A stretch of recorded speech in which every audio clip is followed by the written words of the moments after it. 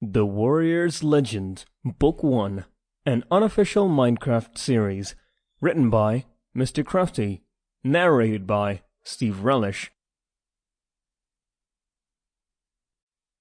Introduction. Disclaimer. This book is a work of fan fiction. It is not an official Minecraft book. It is not endorsed, authorized, licensed, sponsored, or supported by Mojang AB, Microsoft Corp., or any other entity owning or controlling rights to the Minecraft name, trademarks, or copyrights. Minecraft registered, trademark, and copyright 2009 to 2020 Mojang, Notch, Microsoft. The greatest warriors of the land have disappeared without a trace, but are they missing or merely hiding? Now one young warrior, eager to prove himself, ventures into the nether to earn his place. Will he come out on top?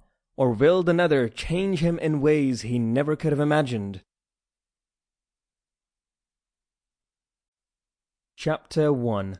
The Warriors. Patience is a virtue, no matter how strong the temptation. To act without fully assessing the situation is to ensure your defeat. The Warrior's Code. The night was quiet and still. The moon shone brightly across the land, illuminating everything in an eerie blue haze, its reflection slowly rippling on the surface of the lake. A lone figure stood silhouetted against the flickering torchlight. Across the lake, a massive stone wall protected his village, and the torches on its parapets glowed orange behind him. Before him lay a dark, sprawling forest, hiding any number of night creatures. He stood ready for anything, but saw nothing. "How much longer, Dylan?" he muttered under his breath. "Not much. Just keep still until we give the signal," a nearby sweetberry bush whispered back. Anyone else in his shoes would have been terrified, but Xander was bored out of his mind. "I just don't understand why I still have to be the bait. You know I'm better than this," Xander hissed back towards the bush. "You know our traditions. Now stay silent, lest you draw unnecessary attention," the shrub snapped back. Xander wasn't just tired of being the bait.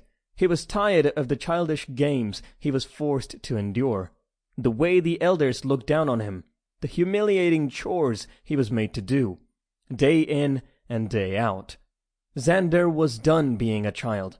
He wanted to prove himself as an adult and move on with his life. Slowly, from the nearby gathering of trees ahead, a lone zombie shuffled out of the darkness and made its way towards Xander, who noticed it but did not flinch. As it drew closer, another 2 came out, then 6. Soon, more than a dozen were headed his way. "Finally," he thought to himself, "a little action to spice up the night." "Wait, something's not right," the bush said, noticeably louder than a whisper. "I think we need to regroup." Xander ignored the bush and pulled out his sword, the moonlight glinting off its iron tip as he let out his warrior cry. "Xander, I said stand down!" But it was too late. Zip! An arrow came flying from the heart of the dark forest. The sweetberry bush jostled hard and knocked Xander off his balance, causing the arrow meant for his heart to merely slice past his cheek and across his eye. Xander spun around and dropped his sword, clutching his bleeding face with both hands. Zip, zip, zip. 3 more arrows flew from the darkness. The bush let out a roar, 10 times as vicious as Xander's, as a burly bear of a man jumped out of it and tackled Xander, taking in his own back the arrows meant for the boy. He dropped his giant axe as he collapsed on top of Xander, alive, but barely.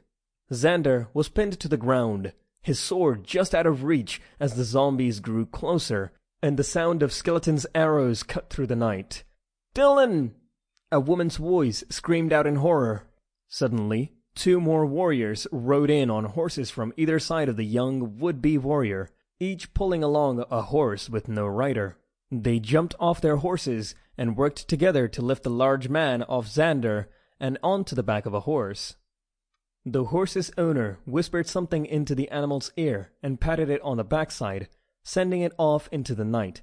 Xander reached his hand out to be helped up, but the warriors Sample complete. Ready to continue?